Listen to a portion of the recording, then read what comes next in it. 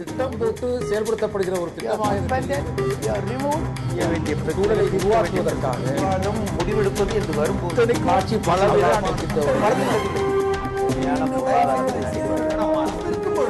எதிர்த்து பேசிட்டு நேர்பட பேசி தொடர்கிறது திரு ராமமூர்த்தி. மொழி பிரச்சனை என்றது தமிழ்நாட்டை பொறுத்தவரையிலும் எப்போதுமே ஒரு உணர்ச்சி கலந்த ஒரு உணர்ச்சி மயமான ஒரு பிரச்சனை தான்.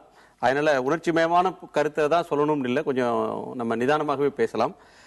இப்போ இந்த ஆட்சி வந்த பிறகு வெளிநாட்டு தலைவர்கள்ட்ட பிரதமர் ஹிந்தியில பேசுறார், வெளிநாட்டுக்கு போகும்போதும் ஹிந்தியில பேசுறார்.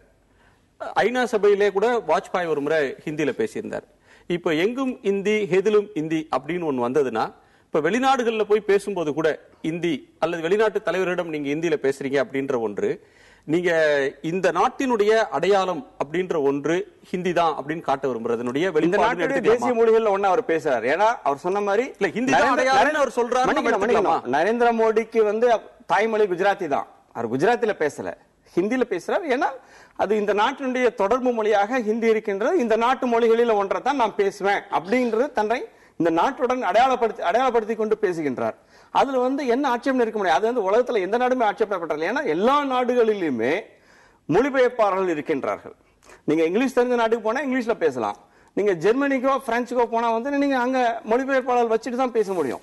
ஆக இன்றைக்கு தேதிக்கு வந்து என்னன்னா, உலகத்துல வந்து அமெரிக்காவினுடைய ஆதிக்கம் இருக்கின்றதுனால் இது இந்தி ஆங்கிலம் தெரிந்தால் உலகம் முழுக்க எல்லாத்துக்குமே தெரிஞ்சிடும் அப்படின்ற மாதிரியான ஒண்ண வந்து அந்த மாதிரி தவறு. அது ஆங்கிலம் உபயோகப்படுத்துகின்ற நாடுகள் 10லிருந்து 15க்குள்ள தான் இருக்கும். அதுல நீங்க இதை எப்படி பார்க்கறீங்க? இல்ல, அடிப்படையில நான் என்ன பார்க்கறேன்னா, ஒரு பிரதம மந்திரிக்கு தன்னால் எந்த மொழியை கையாள முடியுமோ பிற நாட்டு தலைவர்களுடன் பேசும் பொழுது அதை பயன்படுத்துவதிலே தவறே இல்லை. ஏன்னா அது ஒரு மிக முக்கியமான ஒரு ஜனநாயக உரிமை. இப்ப இந்த நாட்டில் என்ன சிக்கல்னா, ஆங்கிலம் இருந்தால்தான் பிரதமராக முடியும், பெரிய அரசியல் தலைவர் ஆக முடியும் என்கிற நிலைமை இன்றைக்கு இருக்கிறது. மாறாக ஏன் ஒரு தெலுங்கு மட்டுமே தெரிந்த ஒருவர் பிரதமராக கூடாது, தமிழ் மட்டுமே தெரிந்த ஒருவர் ஏன் பிரதமராக கூடாது, இந்தி மட்டுமே தெரிந்த ஒரு நபர் ஏன் பிரதமராக கூடாது என்கிற கேள்வி இருக்கிறது. அப்படி அவர் தனக்கு தெரிந்த மொழியில் பேசினால் தவறே இல்லை, ஒரு மொழிபெயர்ப்பாளர் வைத்துக் கொள்ளட்டும். அந்த நண்பர் சொன்னது போல உண்மையிலே அதான் நிலைமை. இன்றைக்கு ஆங்கிலம் தெரியாத இன்னொரு வெளிநாட்டு தலைவருடன் பேசும் பொழுது, பிரெஞ்சுக்காரரோடோ அல்லது ஜப்பானிய பிரதமரோடோ அல்லது ரஷ்ய அதிபரோட பேசும் பொழுது மொழிபெயர்ப்பாளர் வச்சுக்கிட்டு தான் பேசுறாங்க. இவங்க ஆங்கிலத்தில் பேசினாலும் சரி, இந்தியில பேசினாலும் சரி, அது இயல்பாக அவங்களுக்கு அது தெரிய போறது இல்லை, மொழிபெயர்ப்பாளர் தேவை. அதெல்லாம் பிரச்சனை, அதை யாரும் கேள்வி கேட்கல. இப்ப என்ன ஒரு சிக்கல் வருதுன்றா, மோடி அவர்களுக்கு இந்தியும் தெரியும் ஆங்கிலமும் தெரியும், அவருடைய தாய்மொழியோ குஜராத்தியும் தெரியும். இவர் என்ன செய்யறார் என்றால், திட்டமிட்டு நான் வந்து எனக்கு ஆங்கிலம் தெரிந்தாலும் எதிரே உட்கார்ந்து இருக்கக்கூடிய இன்னொரு வெளிநாட்டு தலைவருக்கும் ஆங்கிலம் தெரிந்தாலும் நான் இந்தி தான் பேசுவேன், ஒரு மொழிபெயர்ப்பாளரை வைத்துக் கொள்வேன் என்கிற ஒரு வினோதமான ஒரு நிலைப்பாட்டை இன்றைக்கு எடுத்திருக்கிறார். இதன் பின்புலமா, இதன் பின்னால் இருக்கக்கூடிய கருத்தியல் என்ன?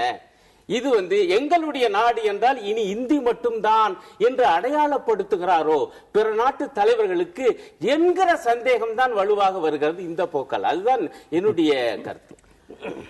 அந்த சந்தேகத்துல நியாயம் இல்லைன்னு நினைக்கிறீங்களா? இல்ல, அந்த சந்தேகத்துல நியாயம் இல்ல இருக்கு அப்படிங்கிறது ரெண்டாவது விஷயம். நம்ம நாட்டினுடைய ஹிந்தி, நான் ஹிந்தி பேசுகிறேன். இங்கே செங்கல்பட்டுல வந்து பேசும்போது நரேந்திர மோடியுடைய நம்முடைய பிரதமருடைய மொழி கம்ப்ளீட் அவர் பேசினது பூரா ஹிந்தியில தான் பேசினாரு, திருச்சியில ஹிந்தியில தான் பேசினார். அவருக்கு தெரிந்த எல்லாரையும் தொடர்பு கொள்ளக்கூடிய ஒரு மொழியா அவர் நினைக்கிற ஹிந்தியில தான் பேசுறாரு. அப்படி அவர் பேசுறதுலயோ நான் இனிகள் தான் பேசுவேன் அப்படின்னு சார் வந்து அதுக்கு ஒரு இன்டர்ஃபரன்ஸ், ஒரு இன்டர்பிரேஷன் கொடுக்கறதுல அர்த்தம் இல்ல. என்னுடைய மொழி, என்னுடைய நாடு, என்னுடைய இதெல்லாம் நாங்க ஹிந்தியில பேசுறோம். அவர் ஹிந்தியில பேசல, எந்த தவறும் இல்ல. சார் சொன்ன மாதிரி மொழிபெயர்ப்பாளர்கள் சொல்றாங்க. ஹிந்தியில் பேசும்போது முக்கியமா இன்னொன்று கவனிக்கணும், அவர் தமிழ்நாட்டுல தேர்தல் பிரச்சாரத்தப்போ நிறைய இடங்கள்ல ஹிந்தியில பேசினார். நிறைய பேருக்கு அது புரியுதோ புரியலையோ, ஆனா மக்கள் அவருடைய உணர்வை புரிஞ்சுக்கிட்டாங்க, அவர் என்ன பேசுறான்னு புரிஞ்சுக்கிட்டாங்க. யாரும் எந்த இடத்துல எந்த பொதுமக்கள் பல்வேறுபட்ட மக்கள் இருந்தாங்க, வெறும் ஹிந்தி தெரிஞ்ச பாரதிய ஜனதா ஒர்க்கர்ஸ் மட்டும் இல்லங்க, பல்வேறு தரப்பட்ட மக்கள் அங்க இருந்தாங்க. எல்லாருமே அவர் பேசின ஹிந்தியை புரிஞ்சுக்கிட்டாங்க. எல்லாருக்குமே அவர் சொன்ன விஷயம் என்னங்கிறது கன்வே ஆயிருக்கு. அந்த நான் சொல்ற விஷயம் உங்களுக்கு புரியும் போது மொழிங்கிறது 2ஆம் பட்சம் தான். இதைத்தான் நான் சொல்ல வரேன். நான் ஹிந்தியில் இன்றைக்கு ஹிந்தி தமிழ்நாட்டில் இந்த உணர்வு இப்ப சொன்னீங்களே, ஒரு எப்பவுமே அது ஒரு கொதிக்கிற மேட்டர், அது லாங்குவேஜ் மேட்டர் அப்படின்னு சொன்னீங்களே, இதை பேசுறவங்க எல்லாருக்குமே 55 வயசுக்கு மேல ஆயிருச்சு. இளைஞர்கள் இந்த மொழி எல்லாம் ஒண்ணு கேட்கறது இல்ல, பேசுறது இல்ல. ஏன்னா இன்னைக்கு ஆல் இந்தியா லெவல்ல வந்து தமிழ்நாட்டுக்குள்ள வேலை வாய்ப்புகள் ரொம்ப குறைவு. இந்த குறைவா இருக்கும் போது வெளி மாநிலங்களுக்கு வேலை தேட ஒண்ணு வேண்டாம். ஒரு சின்ன ஒரு ஐடி செக்டர் எடுத்துங்க, ஐடி செக்டர்ல இன்னைக்கு வந்து பிளேஸ்மெண்ட் ஆகும்போது வேற இடங்கள்ல ட்ரைனிங் போடும்போது புனேலயோ பெங்களூர்லயோ மைசூர்லயோ ட்ரைனிங் போடும்போது முதல் ஒரு வாரத்துக்கு ஹிந்தியை கத்து கொடுத்து மறுக்கணும்னு நினைக்கிறேன்.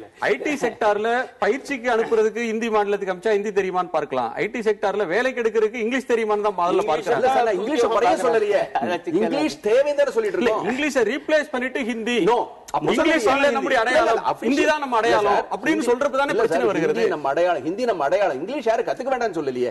சரி, நீங்க கொஞ்ச நேரத்துக்கு முன்னாடி பேசும்போது கூட சொன்னீங்க ஒரு கருத்தை, கம்யூனிகேஷனுக்கு தேவை இங்கிலீஷ், ஆனா இந்தியாவில் இருக்கிற கம்யூனிகேஷனுக்கு தேவை ஹிந்தி. இதைத்தான் நான் சொல்ல வரேன். இல்ல, நீங்க கம்யூனிகேஷன் சொல்றேன் சார். அவர் வந்து ஆங்கிலம் வந்து ஒரு அடிமைத்தனத்தினுடைய எச்ச உச்சம், அது சின்னம்னு அவங்க பார்க்கறாங்க. ஒரு ஆட்சி மொழியாக வைத்திருப்பது, ஆங்கிலத்தை தொடர்ந்து ஆட்சி மொழியாக வைத்திருப்பது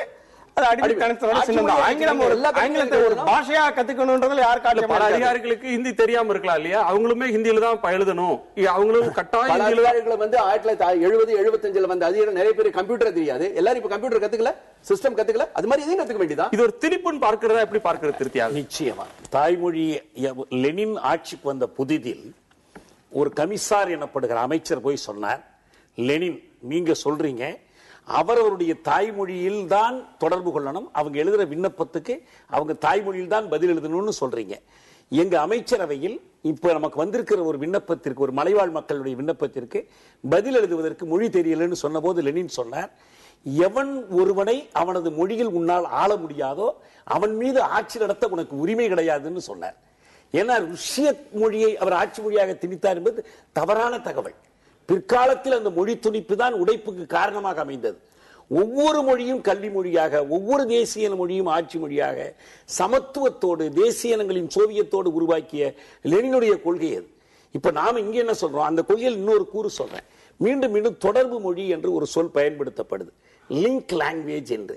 இந்திய அரசமைப்பு சட்டத்தில் லிங்க் லாங்குவேஜ் என்று எதுவுமே கிடையாது. அபிஷியல் லாங்குவேஜ் வேற, லிங்க் லாங்குவேஜ் வேற. அரசுக்கும் தொடர்பு கொள்வது வேறு, மக்களுக்கு இடையிலான தொடர்பு என்பது வேறு. மக்களுக்கு இடையிலான தொடர்பு மொழி உலகத்திலும் சரி இந்தியாவிலும் சரி ஒற்றை மொழியாக இருக்க முடியாது. நமக்கு மல்டிபிளிசிட்டி ஆஃப் லிங்க் லாங்குவேஜஸ், நிறைய தொடர்பு மொழிகள் இருக்கு. ஏன் கேரள அரசும் தமிழக அரசும் போய் ஆங்கிலத்திலேயோ இந்தியிலேயோ ஏன் எழுதிக்கணும்?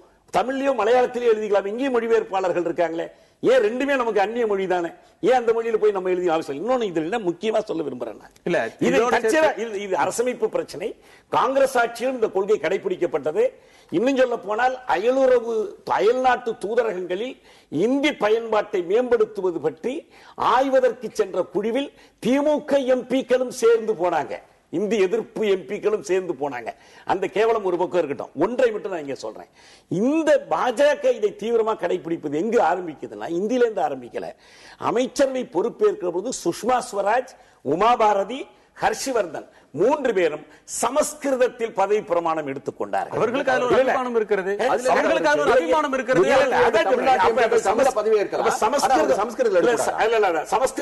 சமஸ்கிருதம் பற்றி காஞ்சி பெரியவர் சொல்லியிருக்கார். சம்ஸ்கிருத் என்றால் வெல் பிரிப்பேர்ட், வெல் மேட். அது ஒரு செயற்கை மொழி. சிறுபான்மையினர் பெரும்பான்மை மக்களை அடக்கி ஆள்வதற்கு உருவாக்கி கொண்ட ஒரு சமய மொழி. அது மக்கள் மொழி அல்ல, என்றும் உயிரோடு மக்கள் பேசுகிற உயிரோட்டம் உள்ள மொழி அல்ல. இந்த மொழியை அவர்கள் பதவி பிரமாணம் தாய்மொழியை பயன்படுத்துறது பத்தி எனக்கு ஆட்சேபம் இல்லை. இந்தியில எடுக்கட்டும், குஜராத்தியில் எடுக்கட்டும், அல்லது ஆங்கிலத்தில் கூட எடுத்துட்டு போட்டோம். ஆனா சமஸ்கிருதத்தை பயன்படுத்துவது எதனுடைய தாக்கம் என்றால் அவங்களுடைய மனு தர்ம வர்ண தர்ம கோட்பாட்டை திணிப்பதற்கான ஒரு முயற்சி. அதன் தொடர்ச்சியாக தான் இந்த அரசாணைகளை பார்க்கிறோம். அப்படி பார்க்கிற பொழுது இது சமூக நீதிக்கும் எதிரானது, தேசிய இனங்களுக்கும் எதிரானது. திரு அருணன், வழக்கறிஞர் எழுப்பின ஒரு முக்கியமான கேள்வி, ரவிச்சந்திரன் எழுப்பின முக்கியமான கேள்வி, நீங்க தமிழ்நாட்டில் இந்த பிரச்சனைகளை பேசுகிறீர்கள், ஆனால் தமிழ்நாட்டில் ஹிந்தி படிக்கக்கூடிய எண்ணிக்கை மிக அதிகமாக வளர்ந்து கொண்டிருக்கிறது. அதே மாதிரி வேற மாநிலங்கள்ல தமிழை வேற யாரும் விரும்பி படிக்கிறார்களா என்று தெரியவில்லை, அது வேறு ஒரு பிரச்சனை. ஆனா இந்த ஹிந்தி எதிர்ப்பு அல்லது இந்தி திணிப்புக்கான எதிர்ப்பு அப்படின்றதெல்லாம் ஒரு வெற்று முழக்கம். இது வந்து காலாவதி ஆகி போன ஒரு கருத்துன்னு சொல்றாரு. அது ஒரு காலாவதி ஆகி போன ஒரு விஷயம் நீங்க பார்க்கறீங்களா? இல்ல முதல்ல எனக்கு ரொம்ப கவலையா இருந்தது, 2 நண்பர்களும் ஒரு வாக்கியத்தை சொன்னாங்க. ஆங்கிலம் இன்றைக்கு ஒரு துணை ஆட்சி மொழி மாதிரி இருக்குது. அந்த வார்த்தைகள்லாம் பாத்தீங்கன்னா ரொம்ப வினோதமா இருக்குது. It may also be used, அப்படி இதெல்லாம் போட்டு வச்சிருக்காங்க. சட்டப்படி நீங்க பாத்தீங்கன்னா இந்தி மட்டுமே தான் ஆட்சி மொழியாக எழுத்துக்கள்ல இன்னைக்கு உள்ள நிலைமை அதுதான். ஆனா நடைமுறையில என்னவா இருக்கின்றால் ஆங்கிலமும் கிட்டத்தட்ட மத்திய அரசின் ஆட்சி மொழி போல பயன்படுத்தப்படுகிறது. அதுவே கூடாது என்று இந்த இரண்டு நண்பர்களும் பேசுகிறார்கள். இந்தி மட்டுமே ஆட்சி மொழியாக இருக்க வேண்டும் என்கிறார்கள். இதுதான் உள்ள சிக்கல். இப்ப இங்க நண்பர் கூட சொன்னாங்க, நீங்க ஒரு கேள்வி கேட்டீங்க, தமிழக அரசு தமிழில் கடிதம் எழுதினால் என்ன ஆகுங்க? தமிழ்ல கடிதம் எழுதுனா சாதாரணமா ஆங்கிலத்துல கடிதம் எழுதினாலே ஒழுங்கா பதில் வராது. மத்திய அரசுல இருந்து அவ்வளவு எளிதிலே தமிழில் கடிதம் எழுதினால் வருவதற்கு வாய்ப்பே இல்லை. அங்க ஒரு ப்ராசஸ் நடக்கணும். அது ஆங்கிலத்திலேயோ அல்லது இந்தியிலேயோ மொழிபெயர்த்து அது போய் வரணும். அப்படி பாத்தீங்கன்னா தமிழ்ல கடிதம் எழுதுனா தமிழ்ல பதில் வரவே வராது. மீண்டும் ஆங்கிலம் அல்லது இந்தியில தான் வருது. இதுதான் இன்னைக்கு உள்ள நிலைமை. இதுதான் சிக்கல். இப்ப நான் என்ன கேட்கிறேன், எனக்கு ஒண்ணு ஆங்கிலமே வேணாங்க இந்த நாட்டுல. ஆனால் இந்தி மட்டுமே ஆட்சி மொழி என்பதற்கு பதிலாக 8வது அட்டவணையில் இன்றைக்கு அங்கீகரிக்கப்பட்டிருக்கக்கூடிய 22 மொழிகளையும் மத்திய அரசின் ஆட்சி மொழிகளாக அங்கீகரிக்க அல்லது குறைந்தபட்சம் மத்திய அரசிலே அவற்றை சமத்துவமாக நடத்த இவர்கள் தயாரா? இல்ல. இப்ப ஆங்கிலத்தின் மேல இவ்வளவு கோபாவேசம் படுகிறவர்கள் என்னன்னா கொண்டு வர்றாங்கன்னா, ஆங்கிலம் வேண்டாம், அதற்கு பதிலாக தமிழ் வரட்டும், குஜராத்தி வரட்டும், பெங்காலி வரட்டும் என சொல்லவில்லை. ஆங்கிலத்துக்கு பதிலாக இந்தி மட்டுமே வரணும் என சொல்லுகிறார்கள். அதுதான் மிகப்பெரிய சிக்கல். ஒரு சிறு இடைவேளைக்கு பிறகு தொடர்ந்து பேசலாம். ஒரு சிறு இடைவேளைக்கு பிறகு நேர்பட பேசி தொடரும்.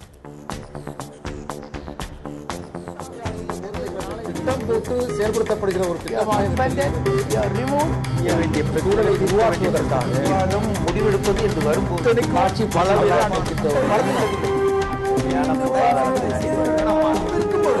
எதிர்த்து பேசிட்டு மக்கள் தங்களுடைய பங்களிப்பை அளிக்க வேண்டும்.